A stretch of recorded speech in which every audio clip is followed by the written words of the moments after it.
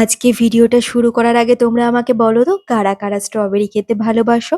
আমি এর আগের ভিডিওতেও তোমাদেরকে বলেছি আমি স্ট্রবেরি খেতে এক ফোঁটাও পছন্দ করি না, কিন্তু পাখিরা যেরকম গাছের লাল লাল ফল দেখে অ্যাট্রাক্ট হয়ে চলে আসে খাওয়ার জন্য, ঠিক আমাকে বলতে পারো সেরকম। তো এত সুন্দরভাবে গাছে একটা স্ট্রবেরি হয়েছে, এই গাছটা লাগানোর ভিডিও তোমাদের সাথে শেয়ার করেছিলাম। আর এই যে স্ট্রবেরির ভিডিওটা দেখছো, এটা কিন্তু ফেব্রুয়ারি মাসের একদম প্রথম সপ্তাহে করেছিলাম। ভিডিওটা অনেক ব্যস্ততার কারণে এডিট করে ছাড়া হয়নি, আজকে সেটা তোমাদের সাথে শেয়ার করছি।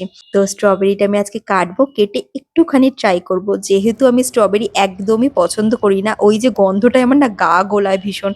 তাও আমি তোমাদের সাথে রিভিউটা শেয়ার করছি।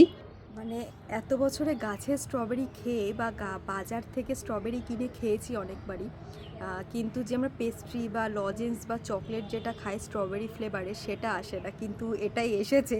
I am shocked. তো আমি ভেবেছিলাম ওই ফ্লেভারটা হয়তো এক্সিস্টই করে না, আমরা জাস্ট ইমাজিন করি যে ওরকম একটা গন্ধ হয়। কারণ বাজার থেকে যে কবার আমি স্ট্রবেরি কিনে খেয়েছি পুরো একটা অন্য রকমের গন্ধ হয়। স্ট্রবেরিটা হালকা টকটক ভাব আছে আর হালকা মিষ্টি মিষ্টি ভাব আছে। হয়তো যেটুকু দেখে মনে হচ্ছে স্ট্রবেরিটা পেকেছে হয়তো কাল পরশু, যেহেতু টিস্যু দিয়ে ঢাকা ছিল আমি দেখতে পারিনি।